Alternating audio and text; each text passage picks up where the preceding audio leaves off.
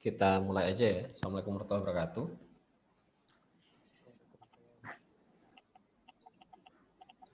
Waalaikumsalam warahmatullahi wabarakatuh.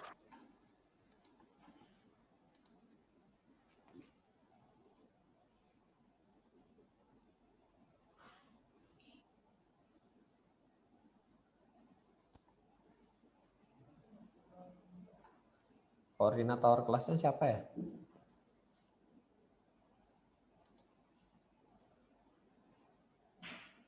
Untuk sementara saya, Pak.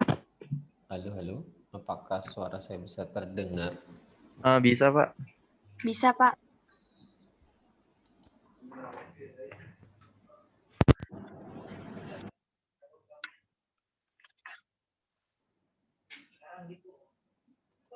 Cek. Iya, Pak. Saya nggak bisa dengar suara Anda sebentar.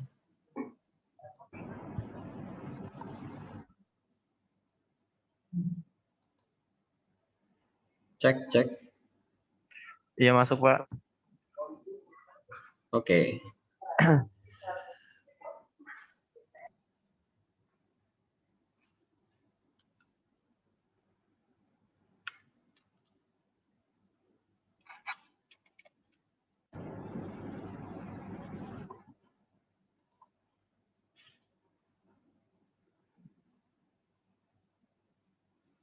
Oke, saya ada poll sebelum kita memulai perkuliahan. Anda bisa isikan pollnya. Sebentar, saya coba tayangkan. Sudah terlihat pollnya? Siap, sudah, Pak. Sudah, Pak. Oke, silakan Anda isikan pollnya.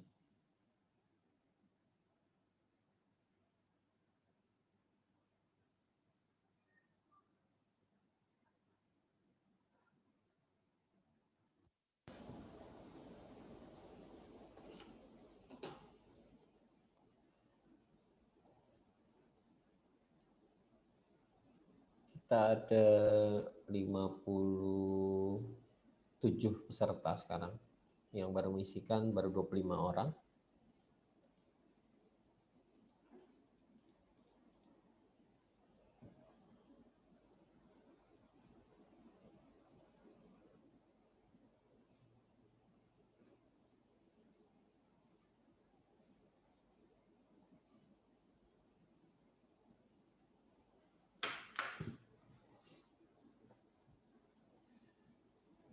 Baru 45 orang dari 57 orang peserta. Yang lainnya yang belum mengisikan silahkan Anda mengisikan.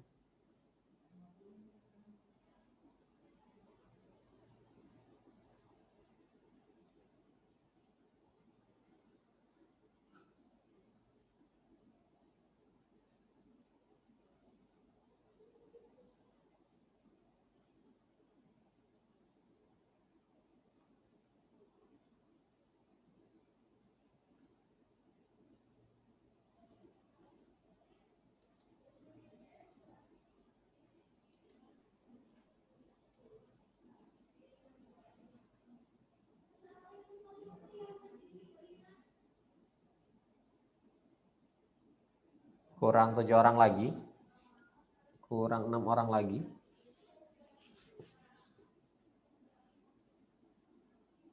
Masih kurang 5 orang yang belum mengisikan.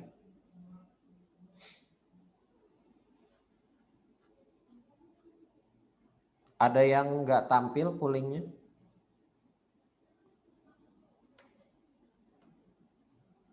Kurang 3 orang.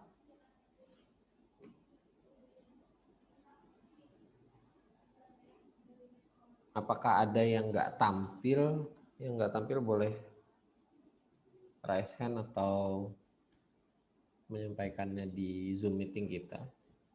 Masih kurang 3 orang.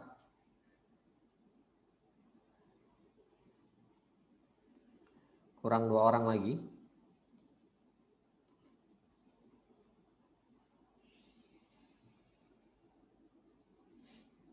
Masih kurang 2 orang untuk pollingnya.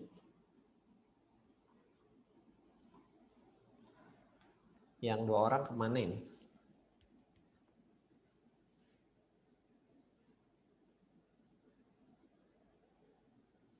ada yang tidak tampil poolingnya, masih kurang 2 orang.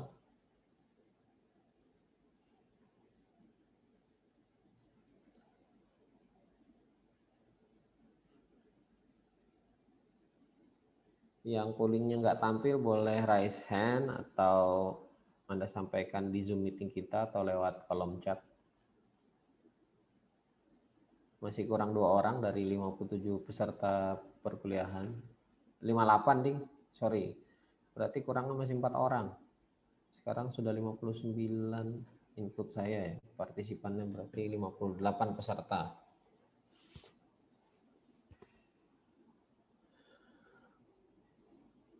Yang 4 orang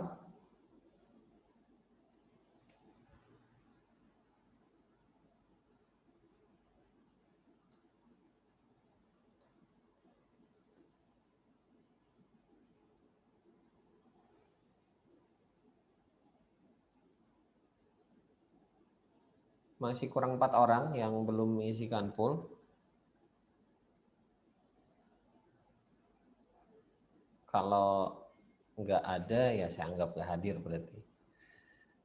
Yang tidak mengisikan pool. Oke, udah hampir 5 menit. Masih ada waktu 20 detik lagi ya buat mengisikan pool. Kalau tidak ada akan saya close.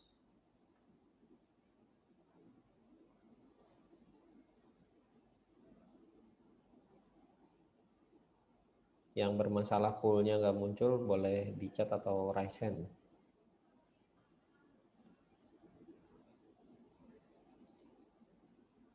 Oke, saya close poolnya. Ini resultnya. Paling banyak pakai Oracle VirtualBox. Ini ada sekitar 29 orang dari 54. Berarti sekitar setengah lebih lah yang menggunakan platform Oracle VirtualBox.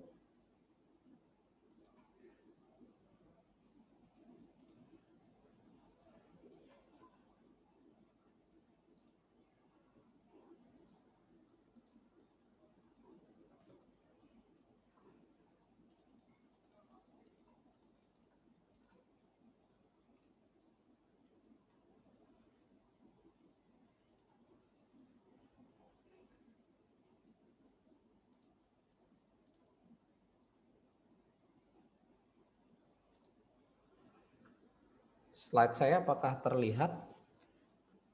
Bisa, Pak. Oke. Terlihat. Bisa, Pak. Hari ini kita akan berdiskusi tentang virtualization. Virtualization ini basically dari cloud lah ibaratnya. Tanpa ini cloud itu nggak akan bisa ada, sederhananya seperti itu.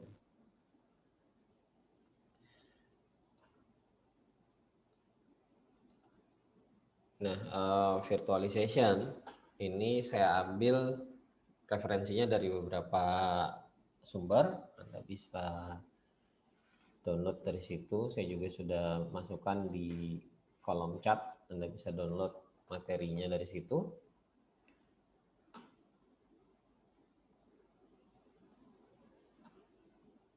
Kalau ada yang belum sempat melihat, silakan Anda tanyakan temannya. Jadi saya tidak akan memberi ulang materinya atau upload ulang. Kalau Anda telat masuk ke room Zoom meeting, Anda silahkan tanya temannya, slide-nya ada di mana gitu atau download dari temannya. Oke, virtualization mungkin ada yang baru pertama kali kenal atau dengar atau lihat istilah ini.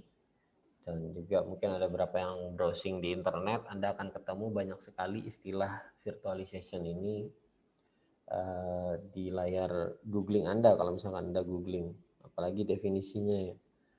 Hampir semua vendor besar yang menyediakan platform virtualization ataupun sistem operasi yang bisa kita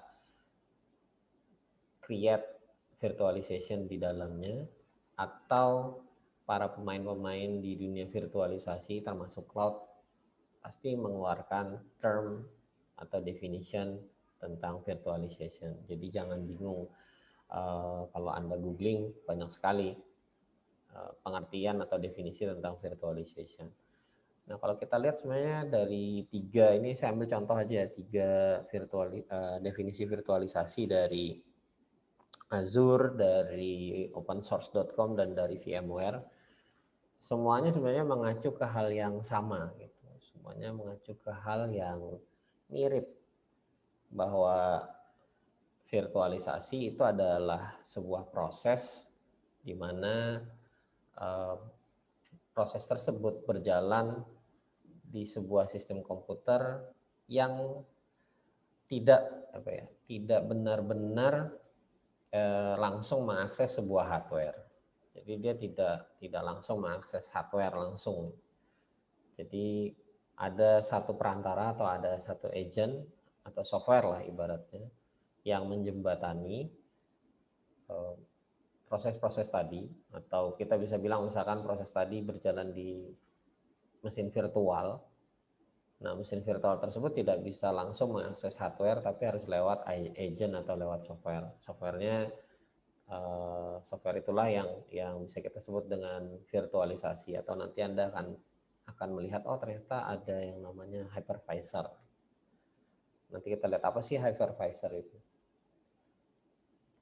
Kemudian di dalam pengertian-pengertian itu juga ada hal-hal yang mirip seperti virtual mesin, virtual application, virtual server, virtual computer, dan yang lain-lain. Nah, itu kan mengacu ke hal-hal yang mirip sebenarnya terkait dengan virtualisasi. Jadi virtualisasi ini sebenarnya menggantikan fungsi hardware yang sesungguhnya, atau perangkat fisik, atau kalau kita punya server ya server fisik, PC ya fisiknya gitu, atau bendanya atau hardwarenya. Nah, itu digantikan dengan model virtualisasi. Itu bisa dilakukan kalau ada software yang menjembataninya, atau ada sistem yang bisa mensimulasikannya. Jadi modelnya simulasi. Nah, ini.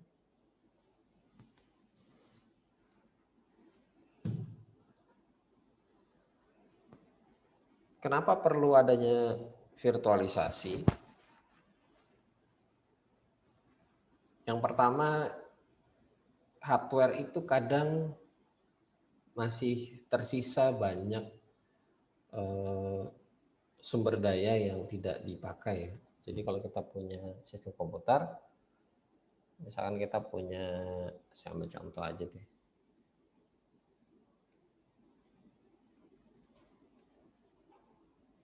Misalkan kita punya sistem komputer yang cukup besar, gitu. Ini contoh aja ya. Kita punya sistem komputer yang sebesar ini. Ada sekian prosesor. Ini ada 1, 2, 3, 4, 5, 6, 7, 8, 9, 10, 11, 12, 13, 14, 15, 16. Ada 16 core prosesor.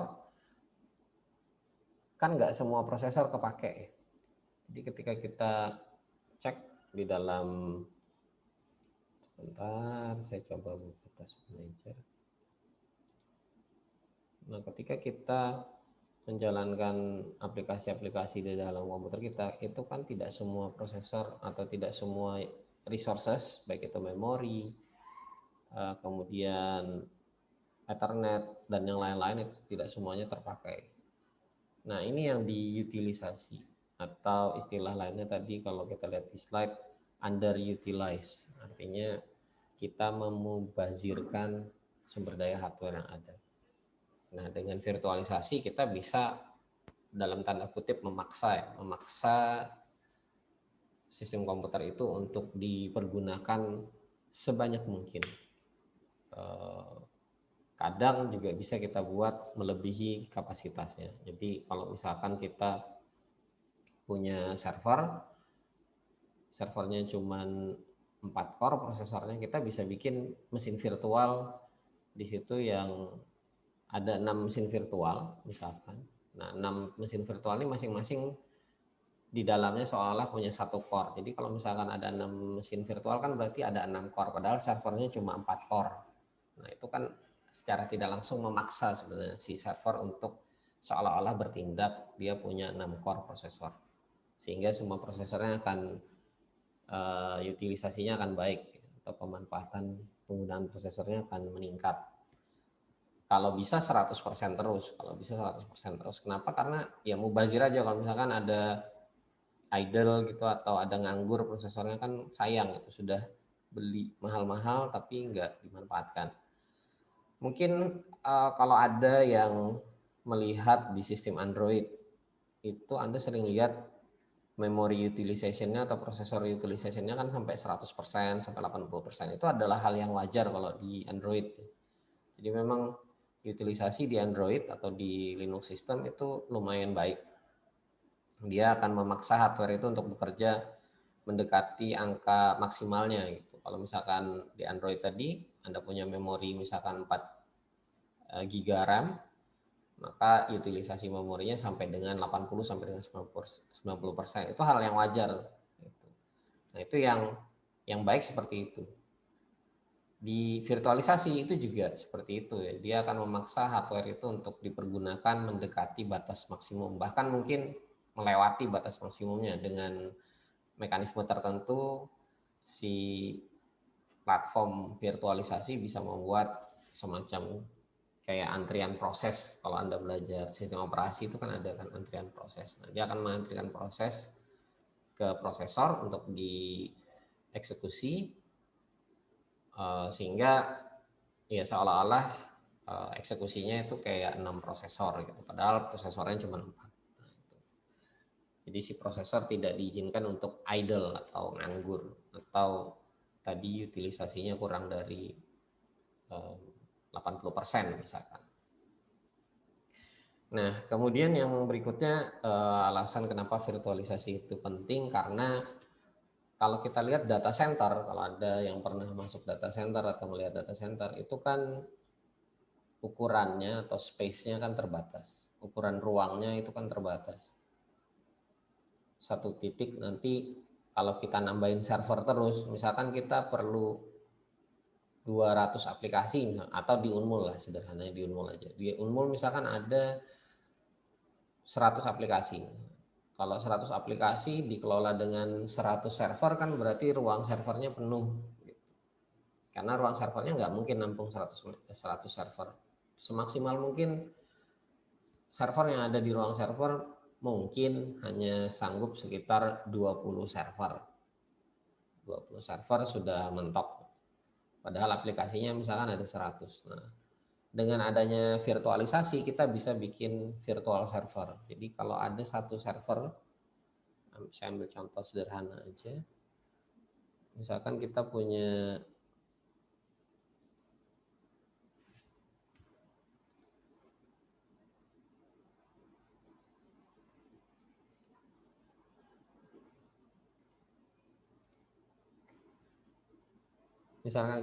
di sini satu server, atau kita punya beberapa server lah ya.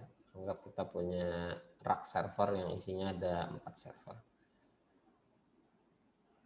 Nah, ini kan ada 4 server, berarti totalnya ada 4 server. Kalau kita punya 20 aplikasi misalkan, satu aplikasi kita khususkan satu server, nggak cukup. Nah, dengan adanya virtual server kita bisa bikin virtual di dalamnya.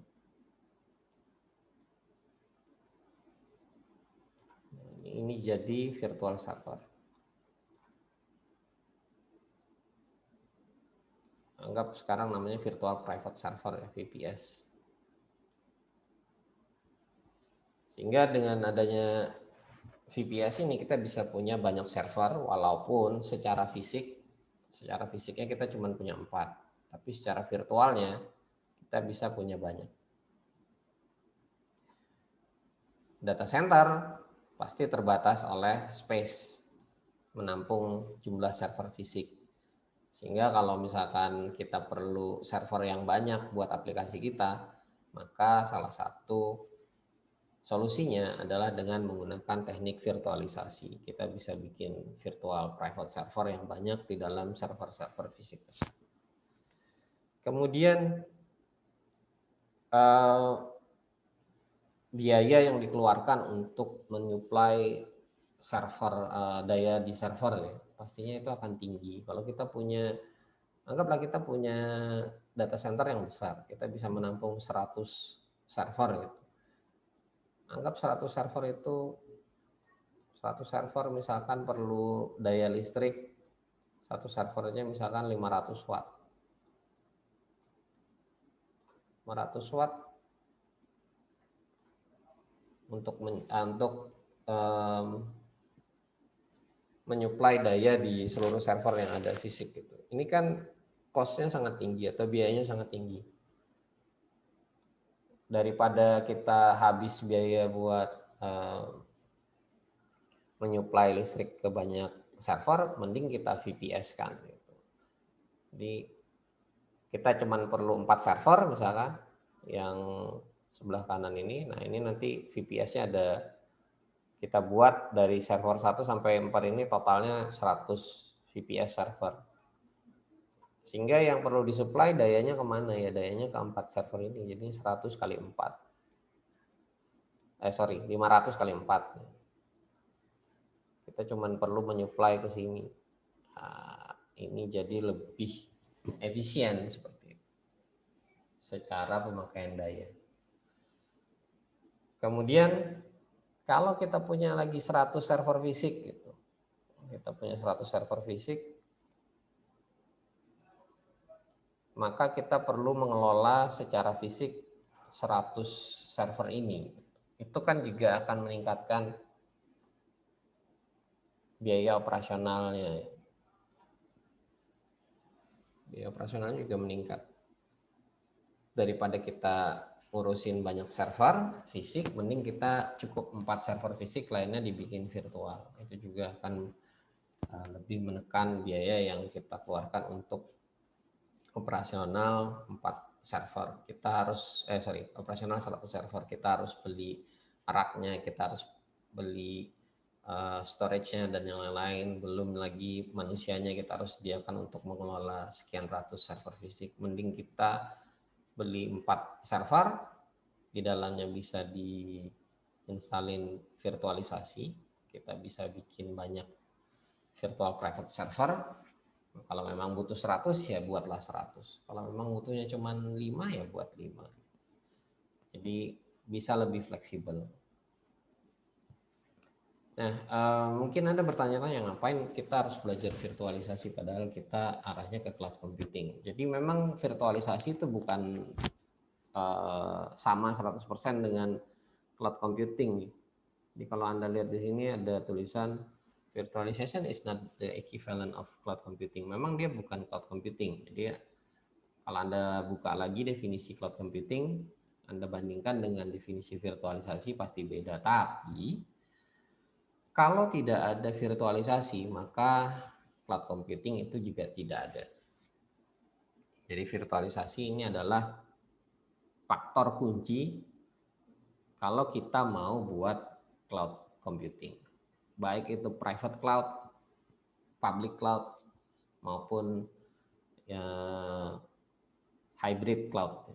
Jadi ketiga jenis tipe cloud computing itu baru bisa kita implement kalau kita menguasai virtualisasi. Makanya saya di awal masuknya ke virtualisasi dulu. Apa saja keuntungan virtualisasi? Yang pertama, dia meningkatkan kecepatan untuk melakukan berbagai macam proses kerja atau increase business agility. Bayangkan kita kalau mau install server, kalau install di mesin fisik, itu perlu waktu anggaplah 2 jam ya, selesai dengan config segala macam. Tapi dengan cloud computing, install server itu hitungannya bisa detik, ya anggaplah 1 menit gitu, servernya jadi. Kemudian kalau kita kerjanya cepat kan, operasionalnya juga jadi lebih cepat gitu. Termasuk fleksibilitasnya. Jadi begitu kita selesai ngerjain bikin server A, kita bisa beralih langsung ngerjain server B, bisa beralih lagi ngerjain server C dan seterusnya. Itu jadi lebih fleksibel, jadi lebih cepat karena memang modelnya seperti itu.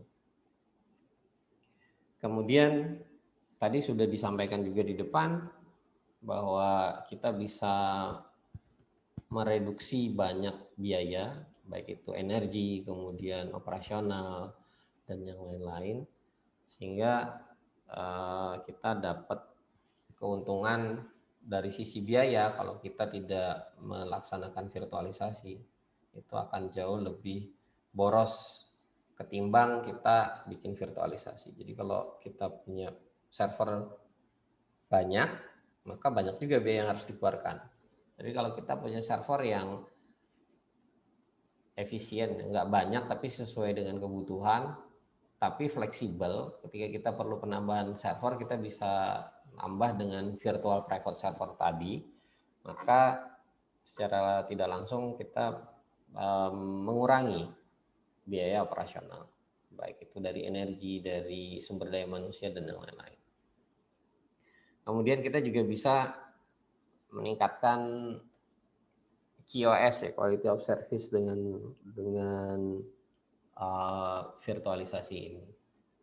Ya paling sederhana misalkan kita dituntut untuk membuat server secepat-cepatnya gitu. SLA kita bikin server misalkan 5 menit servernya udah harus jadi. Nah, itu kan SLA yang bisa kita penuhi dengan virtualisasi. Tapi kalau kita pakai server fisik, suruh 5 menit servernya standby langsung bisa digunakan, itu nggak mungkin. Jadi dengan virtualisasi kita bisa ngejar QoS yang jauh lebih baik. Kemudian high availability, ini kita juga bisa membuat server kita itu punya masa uptime ya, yang baik dan ketersediaannya cukup tinggi, karena kita bisa bikin mirror ataupun bikin backupnya itu juga cukup cepat, dan kita upkan itu juga cukup cepat.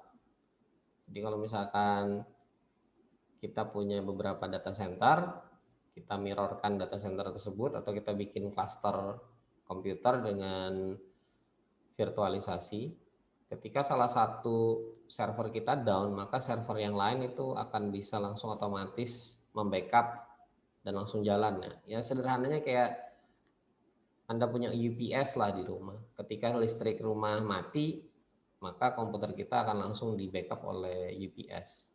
Nah, kalau ini bedanya komputer backup. Jadi kita punya komputer di tempat lain, ketika komputer yang diakses itu down, maka komputer yang di tempat lain itu yang akan membackup, yang akan langsung up, sehingga tidak ada down-nya. Kemudian untuk kebutuhan disaster recovery, kalau misalkan Samarinda nih suka banjir, gitu. Unmul beberapa kali banjir misalnya. Unmul banjir, kemudian layanan power atau PLN dimatikan, sehingga suplai daya ke seluruh gedung-gedung di Unmul misalkan mati. Nah kayak gitu kan server nggak bisa diakses. Itu kan kejadian bencana ya. Kejadian banjir itu bencana. Sebenarnya ini paduan ya, yang di atas ini high availability dengan disaster recovery. Jadi kalau misalkan terjadi disaster, maka dengan fitur high availability tadi, komputer yang lain yang berada di lokasi yang lain yang masih aman itu akan up. Ini nanti akan ada hubungan ya dengan cloud computing. Hubungan eratnya ini di sebelah sini sebenarnya. Di 3 hal ini. Nanti kalau kita udah masuk materi Amazon yang AWS yang tentang ketersediaan data center yang mana yang mau kita pakai untuk layanan cloud service-nya, itu nanti terkait dengan high availability dan quality of service. Jadi kembali ke tadi yang ke disaster recovery tadi, ketika Unmul misalkan listriknya mati karena adanya banjir, maka kalau kita mengimplementasikan high availability dan disaster recovery yang baik, misalkan Unmul punya cadangan di data center Telkom misalkan di Surabaya. Nah, data center yang di Telkom Surabaya itulah yang akan berfungsi, yang akan bisa kita gunakan. Jadi dia akan switch atau file over ya, akan berpindah. Kemudian kita juga bisa mengelola end user dan security-nya dengan lebih baik karena semuanya terpusat, jadi kita enak untuk mengontrolnya. Jadi setiap server itu bisa kita kontrol secara terpusat, kita bisa berikan ya misalkan username dan password kepada pengguna servernya, itu juga dilakukan secara terpusat, sehingga kalau misalkan ada something lebih enak mengelolanya. Mau kita matikan ke servernya atau mau kita backup atau yang lain-lainnya, itu jauh lebih gampang dengan adanya model virtualisasi. Kemudian yang terakhir, tadi kan kita sudah bicara dia jauh lebih hemat energi. Kemudian juga data centernya tidak perlu besar-besar, bisa sudah menampung banyak server virtual. Itu kan secara otomatis, secara lingkungan jauh lebih bersahabat lah ibaratnya seperti itu.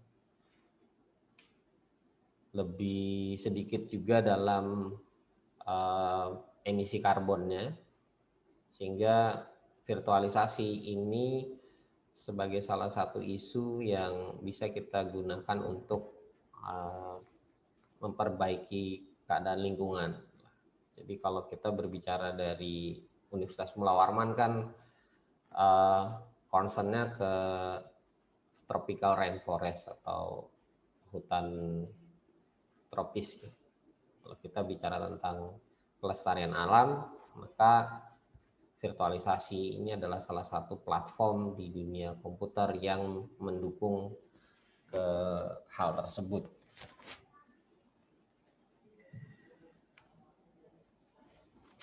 Nah, kemudian kalau kita berbicara apa saja sih yang bisa kita virtualkan, yang paling umum dan yang paling banyak digunakan adalah server virtualization, atau kita bisa membuat virtualisasi server.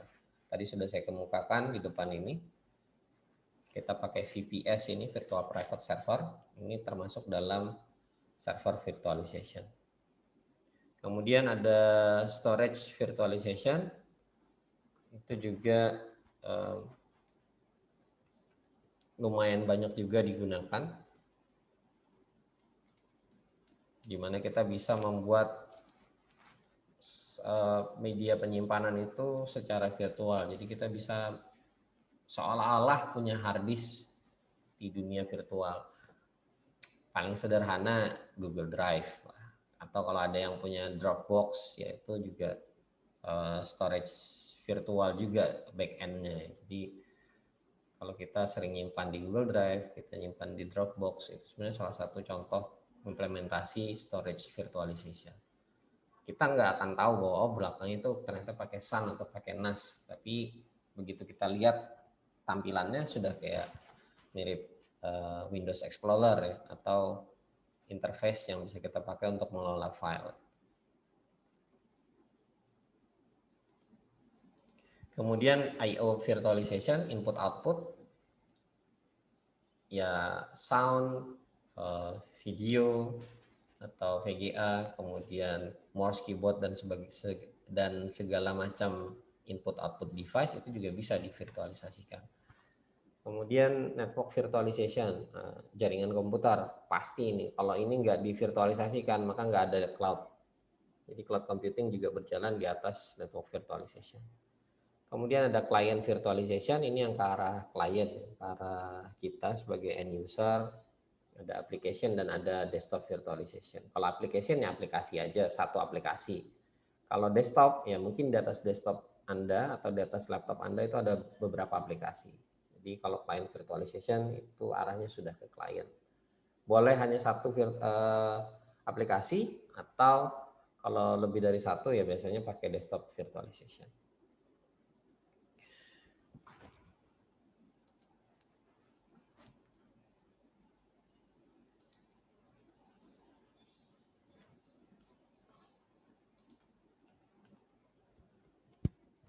Nah, kemudian virtualisasi ini ada banyak sekali tipenya.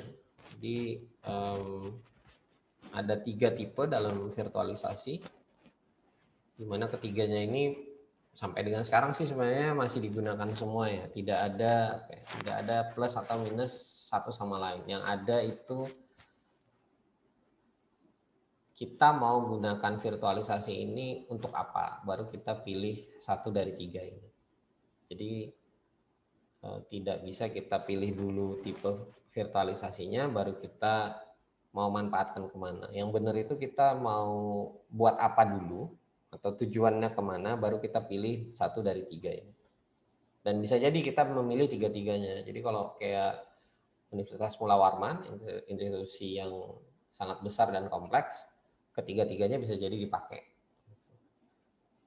Jadi untuk memilih tipe virtualisasi ini, pertama itu goal atau tujuan kita mau dibuat aplikasi yang seperti apa.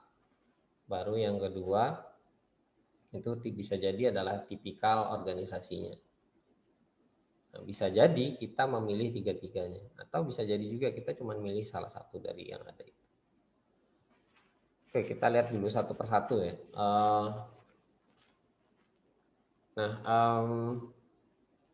Tadi di depan kita sudah juga tahu bahwa virtualisasi ini kan kita bisa membuat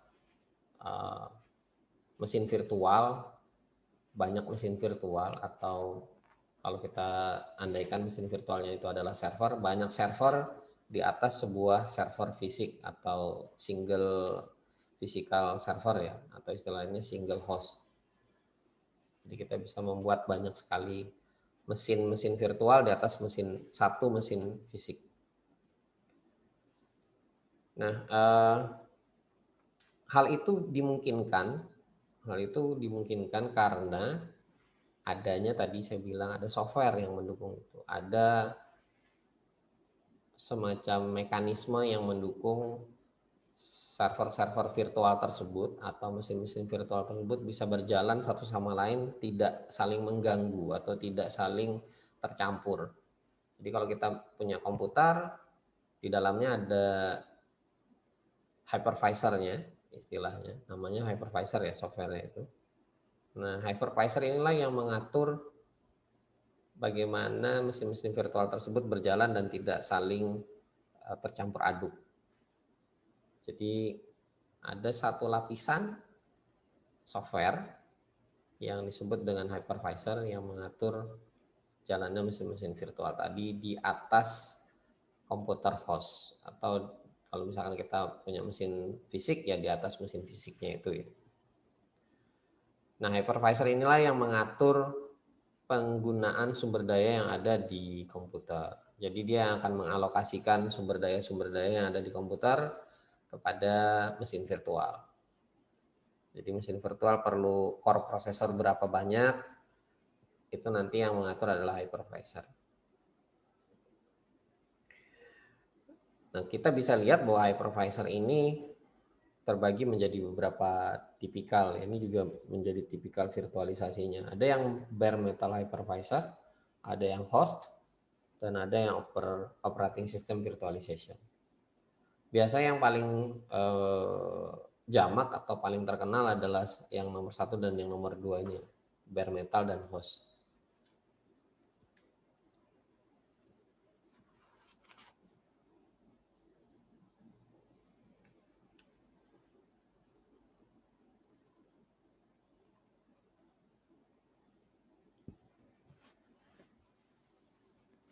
Kita lihat dulu yang pertama, bare metal, juga dikenal dengan nama lain hardware emulation, atau istilah lainnya as known as native virtualization. Ada juga yang bilang type 1 hypervisor. Jadi namanya banyak ya, jangan bingung, tapi ini mengacu ke hal yang sama sebenarnya. Ada yang pakai istilah ini, ada yang pakai ini, ada juga yang nyebutnya langsung bare metal gitu. Jadi semua mesin virtual ini akan berjalan seolah-olah langsung berada di atas hardware Kalau kita lihat di gambar itu, kita bisa lihat bahwa hypervisor-nya atau virtualization layer-nya itu akan langsung menghubungkan mesin virtual ke CPU, ke memori, dan ke sumber daya komputasi yang lain. Nah, contohnya ada Microsoft Hyper-V, kemudian kalau ada yang suka main Xbox, itu ada Xbox One System, kemudian Nutanix, dan yang lain-lain. Kemudian tipe lain ada host hypervisor. Ini ada sistem operasinya dulu di atas hardware. Jadi kalau kita lihat di sini ada sistem operasinya dulu, baru kemudian di atasnya hypervisornya. Jadi dia berjalan di atas sistem operasi. Nah ini di implementasinya kita bisa lihat ada QEMU, VirtualBox, tadi ada yang isi VirtualBox, ada yang isi juga VMware, Player, dan Workstation. Atau kalau ada yang mainan Microsoft Virtual PC itu juga termasuk dalam host hypervisor.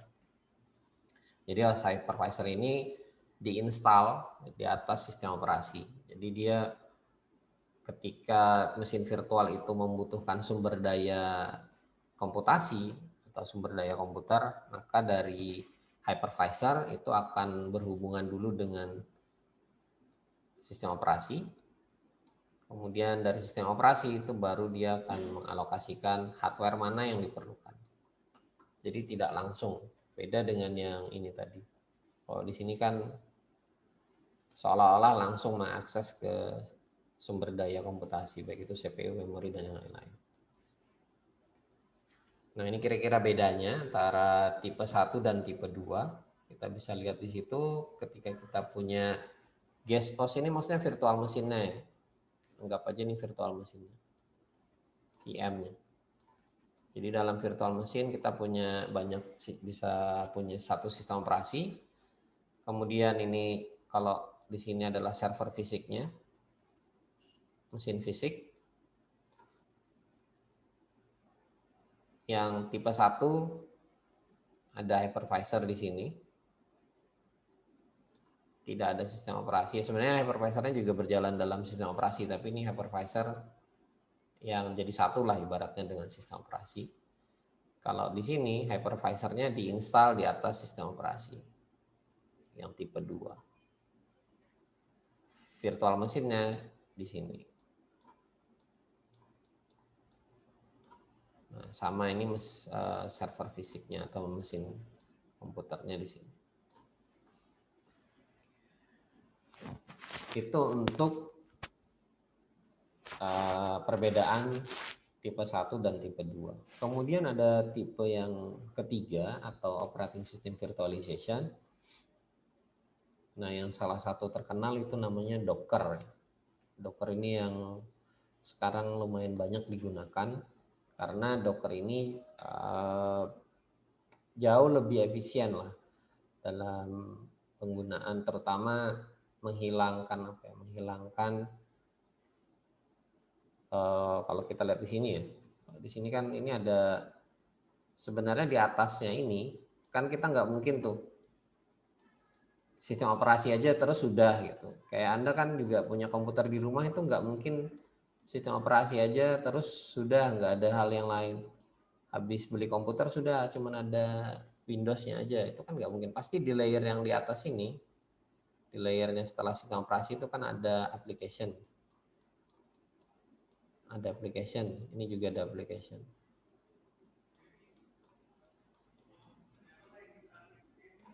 Nah, ketika aplikasi ini berjalan, itu kan pasti akan menghubungi dulu sistem operasi kalau dia perlu sumber daya komputasi, kemudian ini ke hypervisor baru ini ke server. Sama yang ini juga, dari aplikasi perlu sumber daya, dia minta ke sistem operasi ke hypervisor ke sistem operasi lagi yang ada di sini, baru ini ke server. Docker itu menghilangkan komponen yang ada di sini. Sebentar. Jadi Docker itu menghilangkan sistem yang guest operating system ini dihilangkan. Ini dicoret lah ibarat. Sehingga dia bisa seperti ini. Jadi ada application di atasnya. Langsung berjalan berupa aplikasi. Makanya kalau Anda habis install Docker di laptop Anda Docker yang pertama misalkan menjalankan PHP 7, Docker yang kedua Anda menjalankan PHP 5 misalkan. Docker yang ketiga Anda menjalankan ASP misalkan, atau server yang pakai bahasa program yang lain, Node.js atau yang lain. Nah, itu bisa seperti itu. Dia langsung mainannya layernya adalah application. Dia menghilangkan layer guest operating system di situ ya. Dia menghilangkan guest operating systemnya. Biar langsung lebih hemat satu step. Di sini kan kita bisa lihat lebih hemat satu step langsung ke hypervisor. Yang di sini juga dia akan langsung ke sini.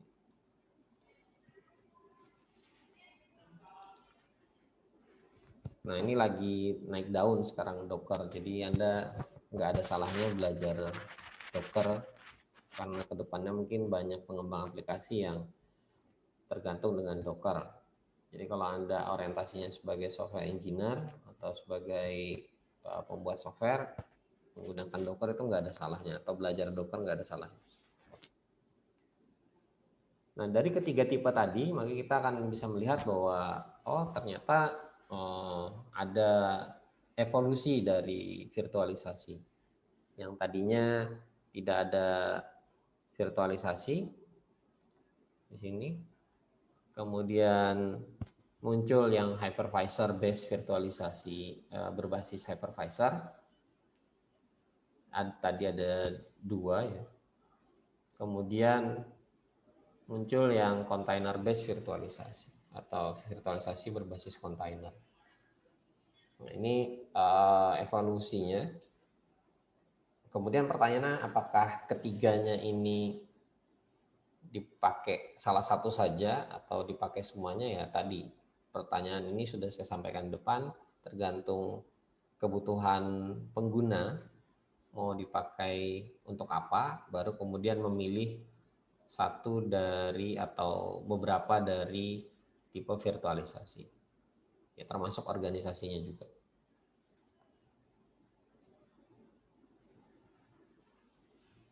Nah, ketika sudah memilih mau pakai model virtualisasi yang mana, maka kita bisa menempuh ada sekitar 10 best practice untuk proses implementasi virtualisasi. Yang pertama pastinya kita harus mempersiapkan server fisiknya dulu atau komputer fisiknya. Kemudian tadi memilih hypervisor yang cocok dengan kebutuhan kita, diinstal, setelah dipilih diinstal, kemudian mengkonfigurasi storage. Kalau kita punya storage yang terpisah dengan server yang ada, atau kita punya server khusus untuk storage, baik itu SAN atau NAS, nah itu yang kita konfigurasi. Kemudian kalau ada jaringan yang cukup kompleks, ini juga perlu kita evaluasi. Kalau perlu di-redesign ulang, harus di-redesign sebelum melakukan proses virtualisasi. Biasanya untuk mesin-mesin virtual ini diletakkan di jaringan yang basisnya lokal. Kalau kita berada di dalam sebuah organisasi, tapi kalau misalkan kita mau pakai public cloud, kita mau bikin virtualisasi dalam public cloud, itu juga sebenarnya kita perlu merancang jaringan komputernya, karena jaringan komputer ini nanti terkait erat dengan yang nomor 5, melakukan pengamanan lingkungan virtualisasi kita. Kalau Anda ceroboh dengan jaringan komputer, ya wajar saja nanti jaringan Anda ataupun server-server Anda, baik itu server virtual maupun server fisiknya, dibobol orang. Jadi antara nomor 4 dan nomor 5 ini biasanya kaitannya cukup erat. Kemudian setelah oke semua sudah berjalan, kita bisa melakukan tuning performance, atau kita bisa meningkatkan performance dari server server fisik maupun server virtual kita. Termasuk kita memilih server-server mana yang harus kerja keras, berarti harus ditingkatkan memori virtualnya ataupun CPU virtualnya, biar server-server yang kerja keras ini mendapat porsi lebih banyak daripada server yang mungkin hanya dipakai untuk mempublish berita, misalkan website itu kan nggak terlalu berat sebenarnya aksesnya. Kalau lagi musim registrasi mahasiswa, misalkan yang berat adalah server SIA, atau lagi KRS, atau lagi ujian, misalkan MOLS, servernya berat, nah itu dialokasikan memori dan CPU yang lebih banyak. Nah itu termasuk dalam performance tuning. Kita mengalokasikan resource komputer yang lebih banyak ke beban server yang lebih berat. Kemudian kalau ada feature lain yang bisa kita manfaatkan, ini juga perlu kita gunakan, termasuk untuk peningkatan performance dan ketersediaan server. Misalkan ada cluster, kita bisa bikin komputer cluster. Misalkan ada high availability, kita bisa bikin high availability dan lain-lain. Berikutnya, kita bisa mengoptimize lagi mesin virtual kita agar stabil dan efisien. Stabil itu maksudnya dia jalan nggak lelet. Kemudian ketika dia melakukan proses ya berjalan normal, nah itu stabil. Kalau efisien, misalkan server ini enggak lagi dipakai atau enggak sibuk. Contoh, server SIA itu cuma sibuk pada saat awal dan akhir tahun ajaran. Pada saat input nilai dan pada saat Anda KRS-an lah ibaratnya gitu. Kalau di dalam 1 tahun mungkin server itu sibuk pada saat bulan Desember sampai dengan Januari. Dan pada saat tengah tahun, anggap Juni-Juli atau sampai September lah. Di luar itu kan Anda nggak pernah lagi ngakses SIA. Saya yakin Anda mungkin ngakses SIA cuma pada saat awal semester sama akhir semester. Sisanya yang sekian bulan, 3-4 bulan Anda nggak pernah lagi buka SIA. Server SIA jadi nganggur. Nah itu kita bisa efisienkan. Kita bisa turunkan alokasi memori dan CPU-nya, kita bisa berikan alokasi memori dan CPU itu ke server yang sibuk dipakai, misalkan MOLS gitu, atau server-server lain, server e-learning misalkan, atau server yang lain yang sibuk pada saat server siang nggak sibuk. Kita bisa sefleksibel itu dalam mengalokasikan sumber daya komputasi. Itu hanya dimungkinkan kalau kita pakai platform virtualisasi. Nah, berikutnya tentu saja harus dimonitor terus dan harus dioptimize terus-menerus. Sampai kita ketemu pola yang cocok buat institusi kita atau buat tempat kerja kita. Dan yang terakhir, spreading the word ini maksudnya kita melakukan sosialisasi bahwa kita punya layanan private cloud lah contohnya misalkan, atau kita punya layanan virtualisasi, kita punya layanan virtual private server, kita sudah punya misalkan backup data center, kita punya sistem failover yang bagus. Nah itu perlu disampaikan kepada institusi maupun pengguna layanan kita agar itu dimanfaatkan. Sekali lagi di sini yang dititik beratkan adalah pemanfaatan sumber daya komputasi itu sebesar-besarnya, agar tidak ada yang idle, agar tidak ada yang mubazir ya. Jadi ketika sudah invest ya harusnya digunakan. Kalau perlu digunakan sampai dengan 100%. Itu lebih baik daripada mubazir. Oke, ini mungkin sedikit contoh. Kalau Anda dengar saya ceramah aja mungkin agak boring.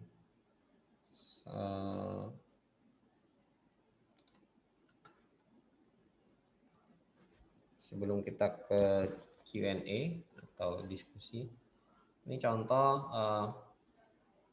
salah satu virtualisasi yang berjalan di atas sistem operasi, atau tadi tipe 2 ya, sistem operasi virtualisasi tipe 2 atau hypervisor tipe 2. Contohnya adalah Oracle VirtualBox. Ini adalah hypervisornya. Anggap ini adalah hypervisornya. Kemudian ini adalah mesin virtualnya. Oracle VM-nya kelihatan? Bisa terlihat nggak? Kelihatan, Pak. Kelihatan, Pak. Oke. Ini saya ambil contoh Windows 7 dan Ubuntu ya. Ini bisa kita jalankan barengan.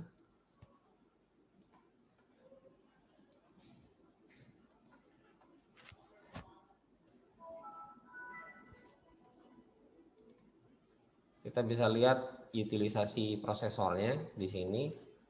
Nah, itu masih 20, paling mentok 30 mungkin ya. Ini sekitar segini. Padahal sistem operasinya jalan dua-duanya.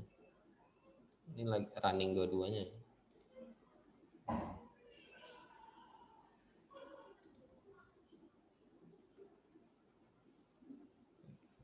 Paling mentok sekitar 30-an kalau pas lagi berjalan. Jadi kita bisa lihat dengan adanya virtualisasi yang running,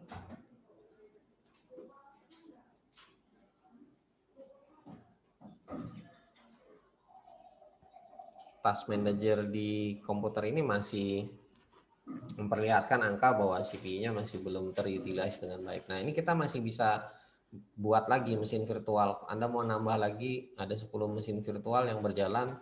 Kalau isinya nggak banyak, saya yakin masih bisa ngangkat. Jadi kalau Anda install lagi di sini ada 5 Ubuntu, 5 Windows 7, berjalan secara paralel bersamaan. Ini kan jalannya paralel. Jalannya dua-duanya paralel. Maka Anda bisa lihat task manajernya itu nggak akan berubah di sini, utilisasinya nggak banyak. Ya ini termasuk contoh yang mubazir masih. Ini masih contoh yang mubazir dalam penggunaan sumber daya komputer. Mungkin kalau dipakai main game baru kerasa ini di atas 50-an. Ini contoh VirtualBox. Yang lain ada, sebentar.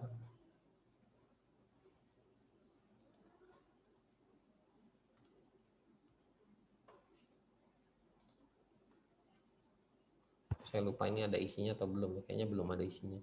Ya, belum ada isinya. Nah, ini contoh lain VMware Workstation.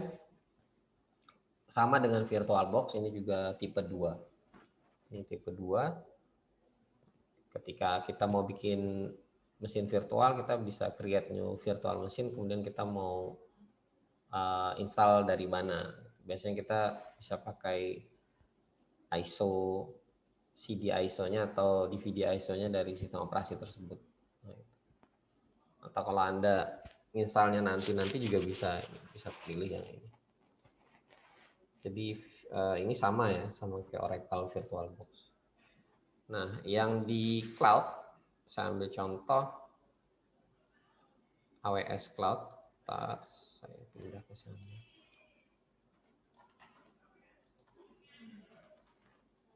Ini contoh aja. EC2 ini adalah layanan mesin virtual. Ketika kita mau bikin mesin virtual, saya ambil contoh.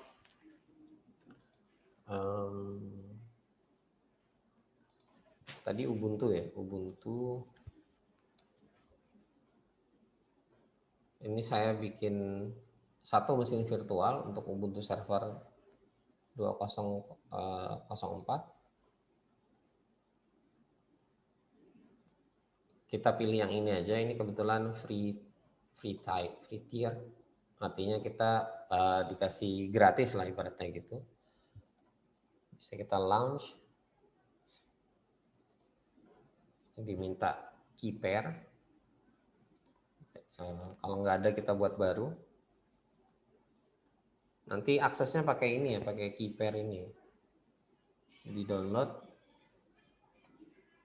Untuk akses segala macam di pertemuan berikutnya akan saya jelaskan. Ini saya cuma ingin perlihatkan sedikit tentang virtual server. Ini virtual server, sudah jadi virtual servernya. Kita bisa lihat ini udah up. Oh, masih booting ya. Sampai di sini tulisannya stepnya up, nanti kita bisa akses. Sementara itu saya cek dulu security-nya biar bisa di-ping deh. Oke, saya tambahin aja. Inbound-nya itu baru SSH, jadi kita cuma bisa connect dengan SSH. Kita bisa nambahkan, saya mau ping misalkan IP versi 4 dari networknya semua. Ini saya save.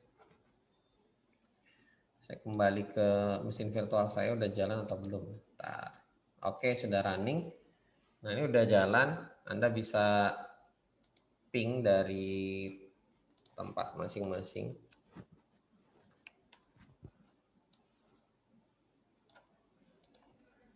Ini IP-nya. Saya taruh di kolom chat kalau Anda mau ping. Sebentar.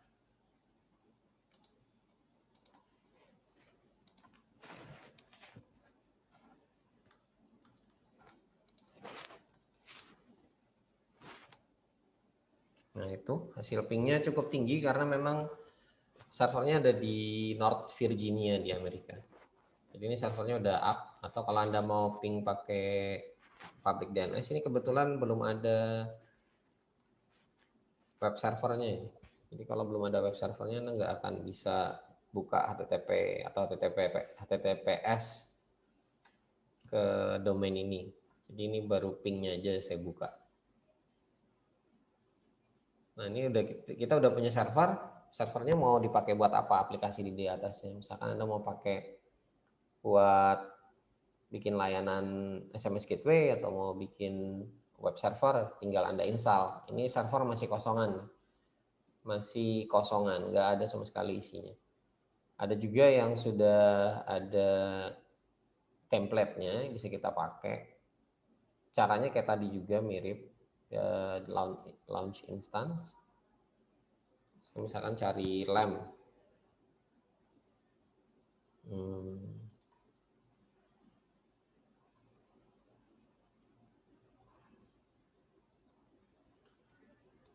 Bentar.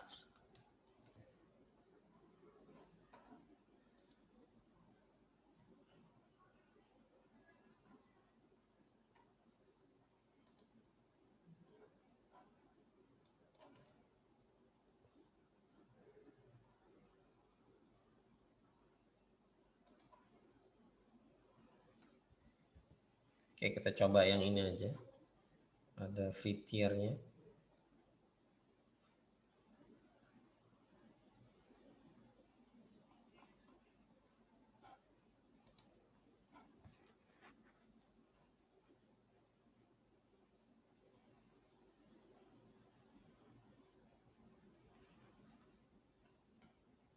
Oh, nggak boleh ternyata.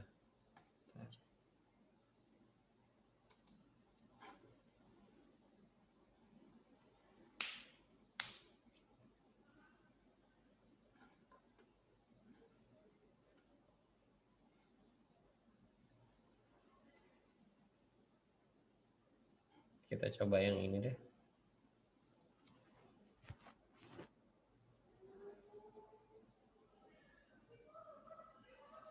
Jadi untuk AWS Educate ini kadang ada beberapa restriction, ada beberapa pembatasan. Kita nggak bisa gunakan seluruhnya. Ada nggak ya yang benar-benar free? Saya coba ini deh.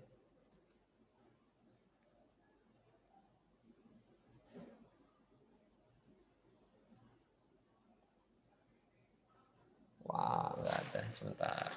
Saya coba carikan dulu.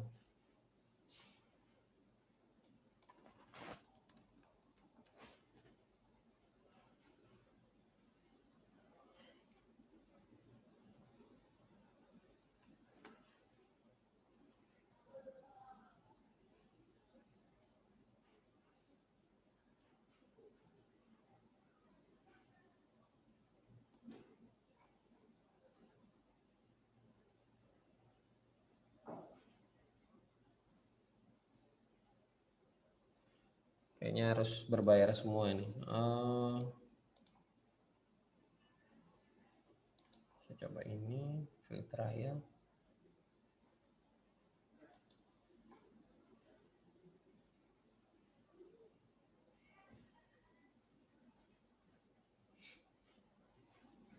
Sama ternyata.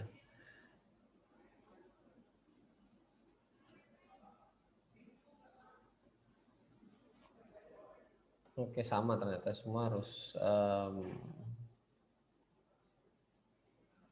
pakai yang bukan AWS Educate.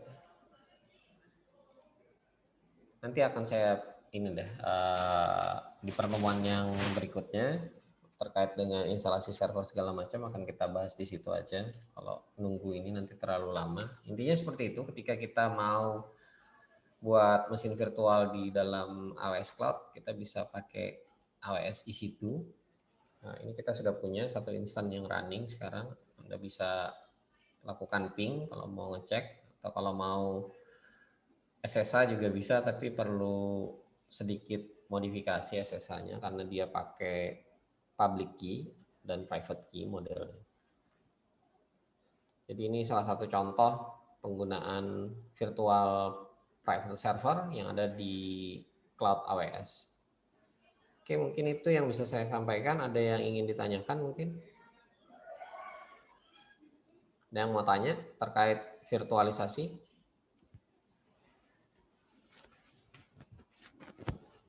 Halo, halo. Iya, Pak.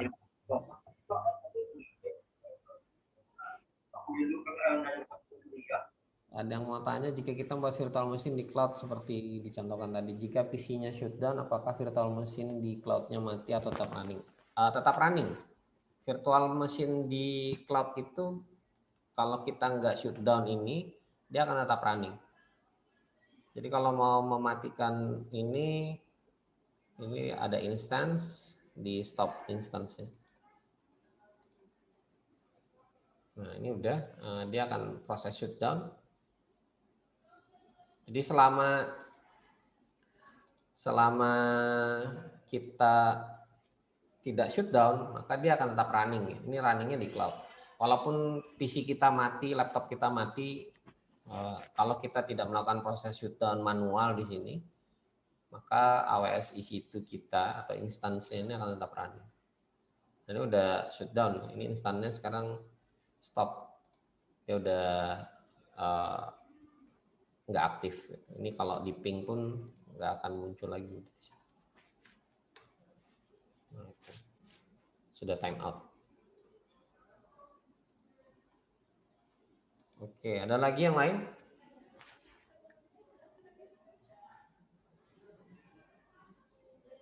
Ada lagi yang mau nanya?